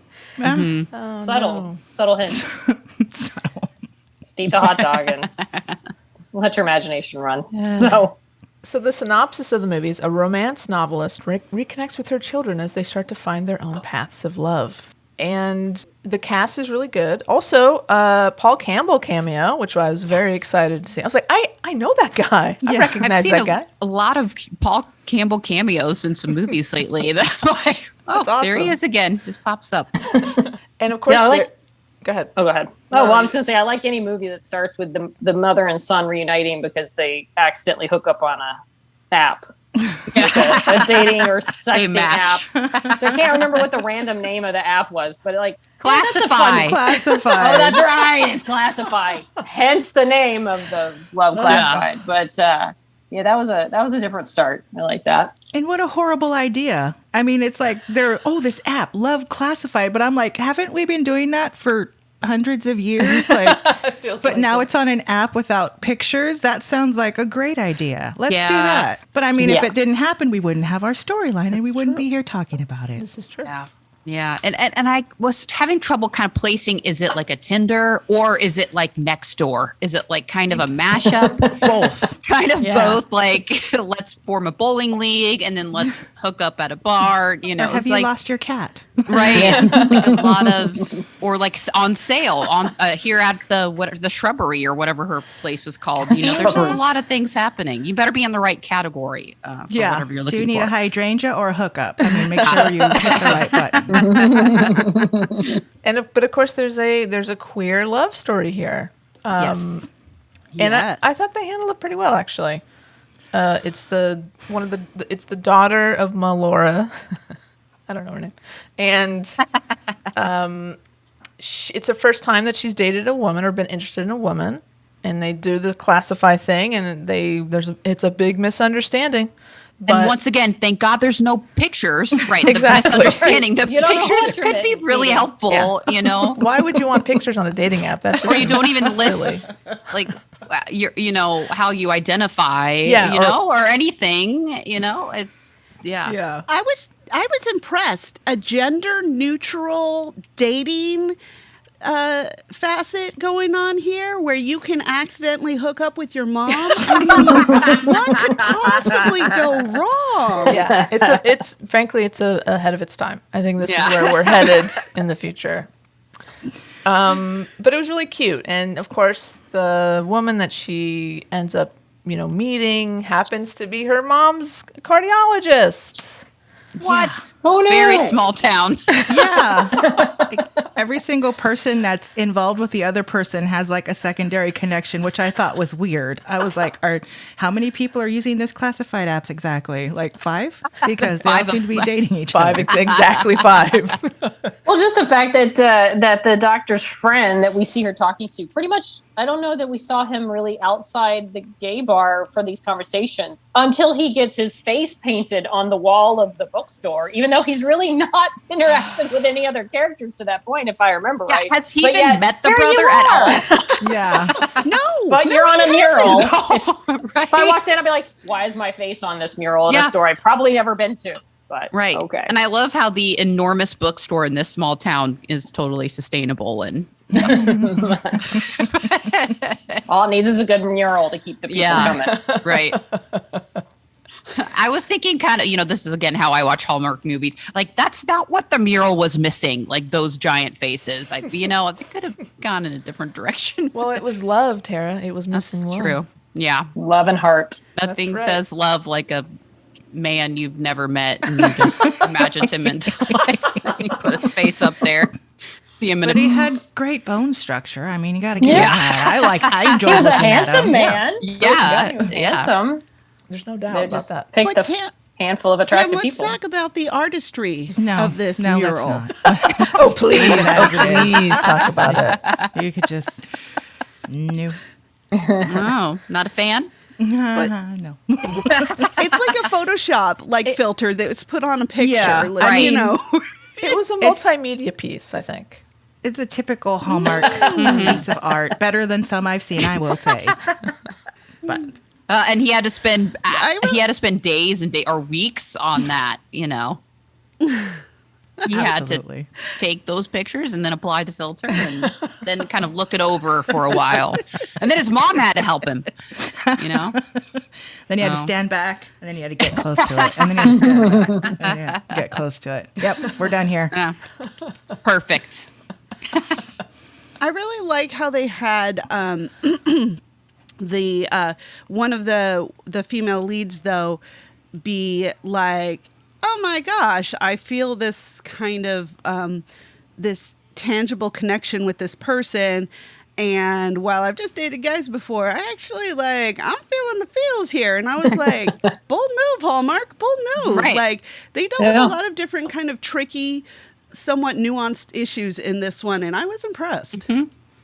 Right. More than I expected, actually. Yeah. I didn't expect to see a couple of the characters sitting in a gay bar just talking about gay things or their dating lives. So, I just thought it was going to be as... Or hooking up on an app. Right. Like they were chatting about that, I was just like, ooh, this is like, am I old enough to watch this movie? Like very adult. Adult themes. There were. And It was refreshing. It felt real. That's- More real. Let's not Hallmark say real. More real. Hallmark. Well, yeah. I 100% agree. And I was like I said, it wasn't a bad movie. There was that plot line specifically. I was like, yeah, no, I actually kind of believe, I buy into this. And it isn't always easy, if you're dating, if you're a woman dating one for the first time, that's a fucking emotional minefield. And I feel like they kind of handled it. Yeah. They had that real moment on the cliffs after the hike where she was like, I'm afraid I'm going to fuck this up. Right. And I was like, valid. Yeah. Probably will fuck this up. Right. And you also get to see the whole relationship kind of arc, at the beginning, and then when they start falling for each other, and that whole, oh my God, 3 dots when they're texting and then they don't say anything, the worst. Devastating. And then to them actually getting together for something long term. And I don't think we've ever seen that in a Hallmark movie before. We've seen the gay married couple, we've seen the tertiary couples in the background that they sometimes point out, and sometimes they try to slip in. So I really appreciated seeing that whole thing. Do we think there's a gay on the writing staff of Hallmark, the Hallmark Channel? There has to be. Maybe a consultant gay. I don't, you know. So there was the head of Hallmark development. He got fired, and they brought in a new person who, I believe, she previously was working for NPR or something like that. I can't. Anyways, she has been more forcefully moving things in a more progressive direction, much to the chagrin of many people who are like, oh no, there's two people of the same sex holding hands in a scene together. My children cannot watch this. Even though everything is still completely sanitized, there's nothing hot, sexy, steamy. Maybe we'll see a shoulder, but Oh my. It's open. Yeah. but they've been actively reaching out to more writers of color and integrating more gay themes in, and like for the movie Wedding Every Weekend that had was shot over the pandemic. They actively did rewrites throughout their hiatus when they were going to shoot, and then they didn't, and they developed a very secondary gay lesbian romance marriage in there, and they actively developed that and fleshed out those characters more and had them more interspersed throughout the movie during the hiatus that they took before they did filming for that. So they've been working on it. They've been slowly getting there. We had bets on that movie whether or not they would let them kiss at their own wedding, whether they would show it. And so we're like, they're going to do it. They're going to do it. And then they did it. That was the same way I was like this watching TV. Right. It's like, Are they going to kiss? And I do have to say, in Love Classified, they had a very nice kiss. Yes. Oh, It did. it was like up there on the Hallmark dry kiss scale. I was like, I'm going to rewind that and watch it again real It was. quick. Yeah, But it and seems like- I think they got two in the movie. They too. did. Like They kissed yeah. twice, Midway. yeah. Like when they kissed midway, I was a little shocked. Though I thought, Yeah. oh, whoa. Oh, is the And it movie almost was- over? Yeah. What's happening? They're giving him two kisses? What? They don't even Yeah, give so- the straight They people went in that for many kisses. seconds on that. They went in for seconds on that first kiss, Yes. and I was like, what? Going for round two. Yeah. Well, I have a question. Like, gonna be next? even the title of your podcast, One Dry Kiss, because it seems like for the longest time on all the Hallmark movies, you got the one right at the end, like, oh, we're in love, but we're not, but we got to break up, but we're mad at each It's other. Then we get fading together, out. and then they get Yeah. that last kiss. But now it seems like occasionally in the Hallmark movies, and you've seen more probably recently than I have, but they're getting that midway kiss. They're like not just holding off till the end. They're getting a little bit more with the kiss and the whole bit. And Hallmark's, pushing things a little bit further along. It's not a big profession of love right at the end. A profession of love along with your first kiss. That's always Yes. a good thing, right? That tracks. We should probably kiss now, right? We love each other. We're in love. Yeah, we're basically committed to each other, so we should start doing We're that. gonna move in with you next week. Yeah. Yeah, I'm moving to your small farm with all the trees and the To your Christmas Your celebration. quaint So inn that I've inherited. yes. The queer storyline in this movie is way more prominent than the two hetero storylines. And do the other two couples? Yes. There's no kissing, right? I think theirs is Wait. the only kiss. The brother yeah. and the, No, the and then the manager of mom. the bookstore, and the mom and her old buddy. I don't think they ever did.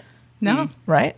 There's a hot hand-holding moment between the mom and That's her right. high school buddy Whoa, when she's yeah. in the hospital Right. bed. Right. Woo! And then there's implied extramarital sex between the both of them at the very Yes, end. there is. But Oh. And staying over a lot. Yeah. Yeah. yes, but the hot and heavy physical action, lady on lady, I'm loving it. Yeah. It was, I was afraid that they were gonna when they said that when I saw the previews, I was like, oh, there's a gay storyline in this. I'm so excited. And then I'm like, I'm gonna be so disappointed because they're gonna totally second tier it, and it's just gonna be like, the other ones that they've done where I've been like, come on, let's put this more front and center. And then it was the lead storyline, and I was like, yeah. And they got Frankie, who was in the movie, is from the L word, Generation Q. So they got a familiar queer face to put in there. I feel like they splurged a little bit maybe on that. On the cast. Yeah. Yeah. Oof. And she's a hothead. So I did like the mom's reaction when she figured it out in the hospital room. She's like, "Wait, my daughter's dating a doctor?" Like she was just excited it was a doctor. And I like that. That was a fun way. She was like, "Wait, they know each other, right? Like there's some extra tension going on here. Like that. Like, are they dating?" My daughter's dating. She got it. She just knew it. Yeah. Moms always know.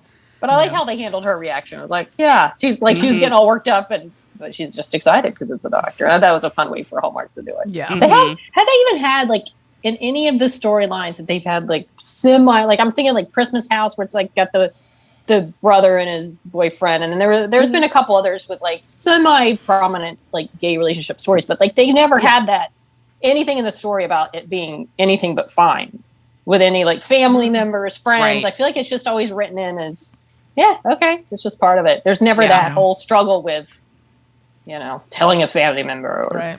I would like to see that in the next gay storyline. I'm not super okay with it, but then seeing the transition to getting okay with it at the end, which they'll, do. I would like to see that in a Hallmark That's a good movie. point. That would be actually a very valuable thing for people to see.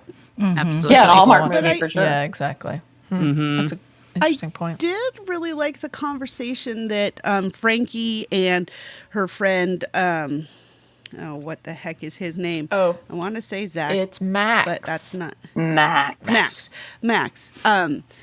They're having in the bar where she's like, okay, so I'm getting the feels for her and I think I'm feeling vibes from her back, but I'm not really sure. And, negotiating that whole like, no. Yeah. What's going on here? And I loved that uncertainty and how they talked about that and approached that, because that is so common, and just like trying to figure out, wait, does she just want to be my friend or are we feeling each other? Huh? Yeah. I like that kind of that vulnerability on her side too a little bit. Like, not just she knows enough to not just assume that that's how it's going, and probably been burned very badly by that type of thing before. And especially on Classify, where who knows what you're meeting up for? It could be anything. So Well, they had a really Frankie and what's the daughter's name? You mean Taylor? Taylor, yes. They had a really good conversation too when they did meet, and basically Frankie was like, "Am I not what you were expecting, or were you expecting a man?" And that kind of, I like how Taylor did show that. Well, I guess that was very presumptuous of me, but kind of, yeah. In fact, she even approached a man before she went and sat with Frankie, and Frankie's like, "That must have been embarrassing for you because you got cut down by this guy." So, but they had like an actual conversation about it, like, "Hey, are you okay with this? Like, you can leave anytime you want, and." Decided I'm not duct taping you to the chair. You can go. Did she first have that line where she's like, "Well, I was sitting here worried you'd be too cool for me, but now I know you're not." Something like that. But I also like they didn't even waste any time on like her having to dump the bad boyfriend who's only concerned with his work and business or whatever. Like they didn't have to do that. She was just there. She met somebody. You didn't have to break up with the guy who's a wonderful guy, but just not right for me. Right. Yes. She didn't exactly. I do like that as well. That I mean, not only is that not a favorite story of mine, a storyline of mine in general with Hallmark, when they're currently dating someone and they have to break up and immediately go on to someone else. But specifically for this, there was no rationalization of, oh, well, maybe that's why me and Tad couldn't make it. Like, maybe I just have had feelings for women all along. It was more like, no, I have feelings for this person. And that's why I'm continuing this. It's not about anyone else, and it's not about it being a guy or not a guy, So I did like the way they handled that as well. The only relationship she had prior to that was with her plant store. Yep. And her little assistant plant store worker. Yeah, I times. liked her. I Me liked too. her. The assistant was a lot of fun. She was really a good wingman, really good support. was. Yeah, very excited when she found out her boss that it was a woman that she was hanging out with. So Yeah. excited. For you, okay. Like, oh, you're cooler than I thought you were. Yeah. I just was like, I was very upset by the misguided beanies throughout the movie. She, in her plant store, and she had these like khaki colored beanies with a big patch on it. And at one point, her assistant is wearing those beanies, and I'm like, nobody in fucking college is gonna be, no like woman in her right mind in college is gonna be wearing a gray, unless it was like the late 90s, like they were super into Kurt Cobain and they were like ready to take on the grunge world, is gonna be wearing a khaki colored beanie with like a strange circular patch on it. I was like, nope, get away from me with those beanies. But Yeah. You got to up your merch game. Maybe someone on the make it happen. crew or cast made those beanies, and then they were just felt to wear them. We have our suspicions when they have like a plethora of things in one episode that's just doesn't make any sense. We're like, somebody's got a family member that needs a job and they're going to make all these beanies and smatter them throughout the movie. Nana, you need a job, Nana? COVID wasn't good to you? Come on to the set and we'll have you make some beanies. Here's some khaki yarn. What can you do? So on your scale, now you guys, you judge each movie that you guys watch, right? Yes. So how would you judge this movie on your scale? I would definitely give it the very, very rarely given by me 5 dry kisses. Wow. Out of how I tell many? you, this resonated with Who me are in you? so many ways because the mom scenario, it's so funny because I had a tumultuous relationship with my mother, and she was kind of absent at points in my life, and I was totally the brother that would accept her and bring her back, and my sister was like, fuck her. And so I was always like trying to navigate that. Navigate that. And then the relationships, all 3 of them that were happening simultaneously, I was invested in every single one of them. I liked the inclusivity and the diversity. And I was in, like, the storyline was, the stakes were a little bit higher. The mom had a heart attack. Like, it wasn't something that was going to be easily navigated. The kids had every right to be pissed at her. I hate to say it, but like she left them at a very like vulnerable time, and she justified it in her head. And I was like, no, Mom, that's shitty. Like, and you need to, and she owned that. And then they had to work through that. And I liked the resolution that everything had at the end, because I like mega happy endings, and I feel like I got my mega happy endings times 4. Yeah, but it did feel like they had to actually work for it, which made it more worthwhile at the end. And I really did like the brother sister relationship and their different dynamic, and even not just when I liked how she's like, I need to talk to you, I need to tell you something, and then why is Mom here? And there was just there's just so much going on with that, with the 3 of them, right? And I just really like how they had to work through that as well, because you're right, I did kind of forget there's so many things going on in this movie but they really pull it all together well. Corinne, what about you? I would give it high. I wouldn't give it quite as high as Tam gave it. I would give it 4.5 dry kisses. I really, but that is really high for a Hallmark movie. I think this would be the highest Hallmark movie rating that I have given today.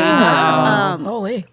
But I would say that it wasn't as diverse as I would have liked. But I really did like the fact that it had fairly front and center, even though there were still many storylines going on, a fairly front and center gay romance. So that like gets super thumbs up. That knocks it up into the 4.5 dry kiss range. And I also really liked the fact that the conflict that she had with Dr. Girlfriend was a legitimate conflict. It wasn't a fake conflict because her Dr. Girlfriend was like, "Come on, you should give her a chance." And I'm like, "You don't know me. Like, you don't know what's going Unsolicited on." advice, overstepping. She definitely overstepped. Yeah. That's fair. And and they just got legitimately upset at each other, and that's life. And I really liked that, and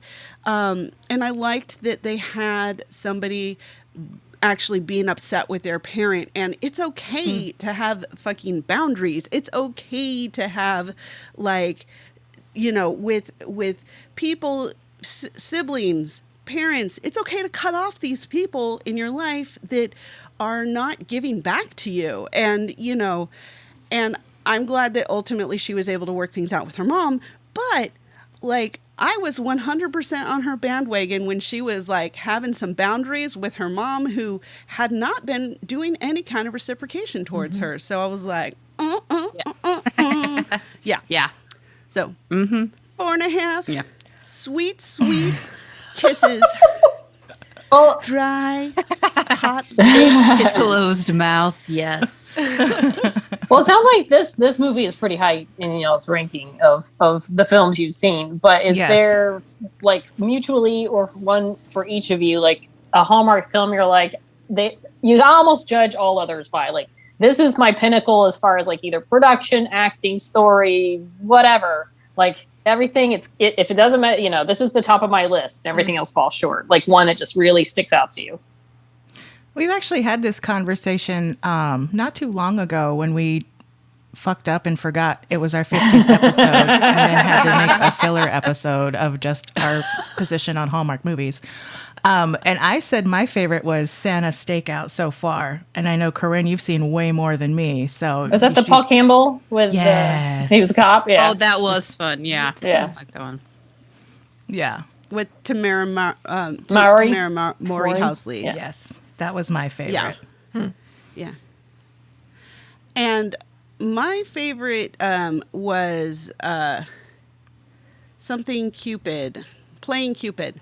My favorite was Playing Cupid, and it had the sexiest "we're making tortillas" scene that I've ever fucking seen. Had a great musical number, was hella diverse, and yeah, I really appreciated that movie. And then the marker for worst movies so far has been my one and only. I've got to look these up now. I'm curious exactly Yeah, my one and only was horrible, and the kiss. Oh, they were kissing for Jesus. That one. I was like, Yeah. no. I'm so glad we didn't see that super early on, because I'd be like, I'm out. I'm sorry. I can't. No. Nope. Can't do it. Nope. Well, guys, please plug your podcast. How can people find you and listen to you? They can find us where most podcasts are: Apple Podcasts, Spotify, all those good places. In Christmas in motherfucking July, we are going to be doing a gay Christmas. Hey. And so Nice. all of our movies are going to have gay themes in them, but not naked themes, because they're Hallmark movies, or in this case, we're actually doing 2 Lifetime movies, one of which has a harness joke Whoa. in it. I'm like, wow. Okay. So super excited about doing Gay Christmas in July. Amazing. Yeah. Okay, great. And how about on Twitter? Don't people find you on the Twitter? On the Twitter, on the Facebook, and on the Instagram, all at One Dry Kiss. And that's one spelled ONE. And we also release all of our new episodes on Tuesday. Well, guys, will you come back, please? Can we have you guys back and we can talk some more Hallmark together? We would love to. You like us? You really like us? I'm so nervous to be here today. And we would love it if you would join our storytelling party for an episode in July, like Gay July, or doing Love Classified in August. So please. Happy to be there. Let us know. Yeah. Yeah. We're here for it. Well, Tamara and Corinne, thank you so much for joining us. And yeah, we will definitely talk to you guys again. Yay. Look forward to it. Thanks so much for having us. Thank It was you. fantastic. There you go. I love a little Hallmark talk Yeah. on a Sunday, you know? I love how, looking back to how you threw it to that segment, lesbian angst, the fact that we're talking about that with Hallmark is Right? just crazy. It's great. The fact that you can even say that, hey, we're talking Hallmark in drama and lesbian angst. Yeah. Boom. Progressive. But here we are. We're progressive. Yeah, it was fun. I feel like Tara specifically would be a natural fit with her podcast. That's right. And the way she loves to Yeah. watch Hallmark movies. That's I just say all those things aloud while I'm watching, and then when he's Yes. like, "Shut the fuck up! Stop it! Can I just enjoy the movie?" You're ruining it for me. Good And then looking sometimes at it I with can an hear eye of myself, and I'm realism. like, "You know what? I'm just gonna stop. I just got to reel myself in." I'm like, "You know what? I do want to watch this movie, right? Yes, I do. Exactly. I'm wanting to watch the movie. Why am I like like- this? and Why like am I them. like this? You like the movies. Yes, I like movies." You just can't help it. Well, you know, when you love something, you feel like you can criticize it, you know? And the more wine consumed during the movie, the more often the comments just fly with Looser the abandon. lips. Looser the lips. Oh yeah, that's a thing. Who knew? Well, it was fun to talk with Corinne and Mhm. Tamara, and yeah, we'd love to have them back. So hopefully that will happen. Right on. Well, if you'd like to reach out to us about anything that's on your mind, thoughts, concerns, the Twitter is available at SNOPodcast with 1D. Or on Instagram and Facebook at She Nerds Out Podcast. You can send us an email to shenerdsOut@gmail.com. You can go to our website, shenerdsOut.com. It's one-stop snopping. You can get our new merch. Our merch is flying off the shelves, guy. We see those notifications all the time. So thanks for supporting us through the merch. You can buy us a beer. You can catch up on our episodes, and you can send us a message or a voicemail. Voicemail. Hey, Tara, will you do the honors of taking us out with your accent from your, who was it, the uncle? I will, but first I want to say a big thank you to Master Chief Jen. She made a donation and it got me to my fundraising goal. So thank you very much. Master G. Much appreciated. And amazing. thank you to all of the snoplings, snop-tards that have donated. It's really amazing. And so my ride is next month. I rode this morning, very tired, but I'm powering through. But so I think just like, no, I can't do it.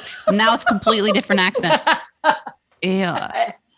Nope. Now that was like, I wish you could see the that video. It's like was- you're struggling to get words out. that was like Rocky looks Balboa. All right. Well, until next time, then, you know, I just think we should get out of here.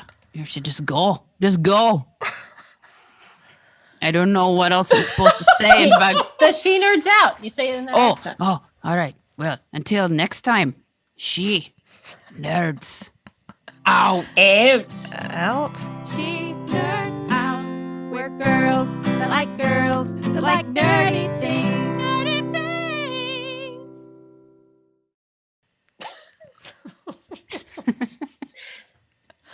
Good times. I'm going to blend right in with the locals Oh, they're in the gonna UK. love it. They're gonna love you.